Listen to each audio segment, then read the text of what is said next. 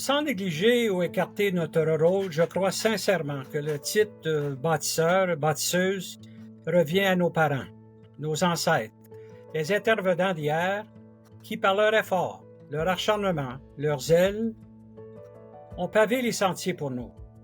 Mais malgré les conditions du temps, les défis de défricheurs, de parents, de familles nombreuses de 10, 15, 20 enfants, elles nous ont empreint le goût d'être fiers de notre langue, notre foi et notre culture.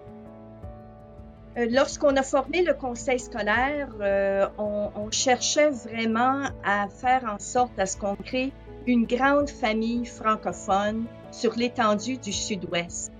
Nos espaces de travail, nos écoles devaient être des espaces où il faisait bon vivre pour nos élèves, pour nos employés et pour nos familles qui se joignaient à nous. Également, il était important pour nous d'offrir des programmes et des services de qualité qui répondaient aux besoins de nos élèves et aux intérêts de nos élèves. Le moment le plus marquant a été l'occasion de participer à la création, dès le début, des conseils scolaires de langue française, de naviguer d'une petite section de langue française qui relevait d'un conseil scolaire anglophone, à établir chez nous nos politiques, nos programmes, nos services. C'est vraiment un moment historique pour les francophones de la province de l'Ontario. Et pour moi, je me sens très chanceuse d'avoir pu participer, contribuer à l'épanouissement de notre langue, de notre culture et de notre système éducatif. Mon père, donc, était un ancien combattant mineur, bûcheron, donc a terminé donc ses années de carrière comme concierge dans nos écoles.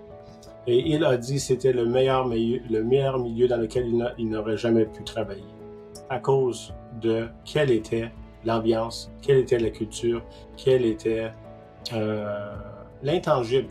Donc, d'être dans une communauté où on a vraiment comme but de faire croître les enfants, de faire grandir notre communauté.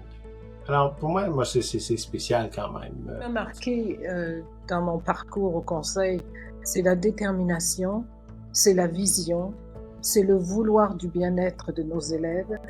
Et c'est aussi, à chaque fois que nous ouvrions une école dans une région, pour moi, j'étais toujours émue parce que on rencontrait à ce moment-là les besoins de la communauté francophone.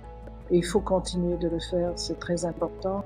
Il y a beaucoup de familles francophones dans le centre-sud-ouest et les besoins sont là. Donc.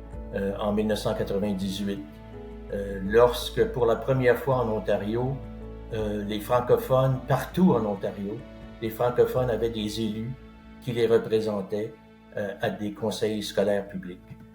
Mais il y a aussi tous les moments formidables lorsqu'on ouvre une école, lorsqu'on inaugure une école, dans des endroits qui avant n'avaient pas été desservis.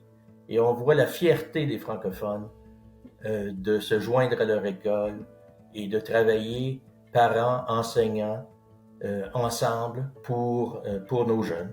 C'est une différence énorme que d'être maître chez soi, comparé même si on est minoritaire, au moins on prend soin de nos besoins nous-mêmes. Et dans l'esprit et dans les conseillers scolaires. Ce qui a changé en alliant les conseils, c'est qu'on pouvait vraiment répondre aux besoins de la communauté là où ils étaient. Notre conseil scolaire, le CSD-CEO, c'est comme tous les conseils de langue française, ce sont des lieux de francisation et d'épanouissement de notre langue et de notre culture dans une nouvelle diversité qu'on ne connaissait pas, même 25 ans passés, et qui, heureusement pour la francophonie, devient un atout pour toutes nos communautés. Je rêve d'un monde où dans les salles de classe et les milieux de travail, tous et toutes sont célébrés à leur juste valeur. Je rêve d'un milieu exempt de discrimination et de racisme, où les richesses culturelles sont célébrées. Moi, je vois un avenir très prometteur. Nos parents sont très fidèles à nos valeurs et la qualité d'éducation. Donc, voit un avenir très, très prometteur et puis aussi avec tous les changements qui s'en viennent, je pense qu'on est postulé dans une très bonne position pour continuer à faire et donner la chance à nos élèves. Je reviens un peu sur l'école secondaire, à poursuivre les éducations en français et dans les écoles catholiques. Dans 25 ans, j'aimerais qu'on puisse continuer à être là pour nos familles, être là pour nos élèves également. Continuez, vous êtes jeunes, continuez à travailler pour la langue francophone, c'est fantastique. Moi, j'aimerais ça pouvoir parler 10 langues, mais j'en sais seulement 2, ça fait que c'est bon, c'est mieux que seulement qu'une. Fait que continuez la bonne nouvelle, puis ça va bien aller. De plus en plus, les gens valorisent le fait d'être bilingue. Et puis, je pense qu'il n'y a pas une place qui est plus évidente que les écoles de langue française pour avoir un produit de personnes qualifiées bilingues. Juste le fait que nous sommes maîtres chez nous et que c'est par et pour et avec les francophones, ça fait toute la différence au monde. On n'a plus besoin d'aller cogner à la porte et de mendier auprès de la majorité pour avoir une classe, une école, un ci, un ça. Non, on décide, nous sommes maîtres et ça fait toute la différence. Je dois dire, je suis convaincu que la création du consortium fait en sorte que le Centre Jules Léger est devenu une institution pour et par les francophones. Bravo à tous ces gens, hommes et femmes, qui ont œuvré à la réalisation de ce consortium, une création fort importante, d'importance capitale pour la francophonie ontarienne. Puis moi, en fait, ce que je peux confirmer là-dessus, c'est que quand j'étais directeur au centre, j'appartenais à un comité provincial, enfin, pour les écoles provinciales. Et puis j'étais le seul francophone, enfin, sur ce comité. Donc, essayer de développer, enfin, des suggestions en français sur ce comité, c'était impossible.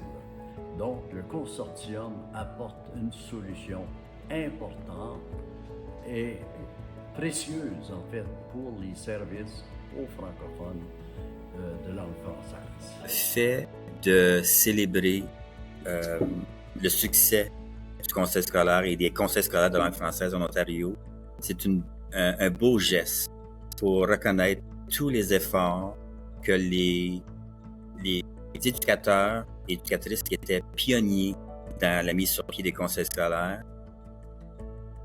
est apprécié parce que, veut pas, il y a eu un travail énorme qui a été fait. Il y a eu beaucoup de travail et d'heures qui ont été mis en place pour s'assurer qu'il y a une réussite pour les conseils de langue française.